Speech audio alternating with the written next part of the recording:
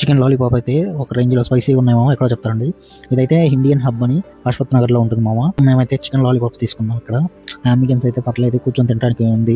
2-3 tables. Juicy lollipop చెప్పాము, అంటే కొంచెం జ్యూసీగా చేయమని, గ్రేవీ టైప్. తర్వాత గోబీ ఫ్రైడ్ రైస్ ఇంకోటి చెప్తాము.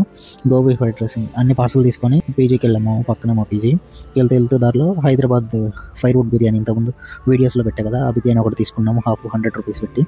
రూమ్కి వెళ్ళాక ఇంకా అన్నీ ఓపెన్ చేసి ఐపీఎల్ మ్యాచ్ చూస్తూ ఎంజాయ్ చేస్తున్నాము. ఇంకా ఇన్ని తీసుకున్నాక థమ్స్అప్ లేకపోతే బాగోదు కదా, అందుకని ఒక థమ్స్అప్ కూడా తీసుకుని లాలీపాప్ గ్రేవీ బిర్యానీలో నంచుకొని తింటుంటే ఎక్సలెంట్ ఉంది మామ. బిర్యానీలోకి లాలీపాప్ గ్రేవీయే బాగుంది మామ. వాళ్ళు ఇచ్చిన షేర్వా అయితే అసలు ఓపెన్ కూడా చేయలేదు, పక్కన పడేసి. టేస్ట్ అయితే ఒక రేంజ్లో ఉంది. లాలీపాప్స్ అయితే నాకు చాలా చాలా నచ్చాయి.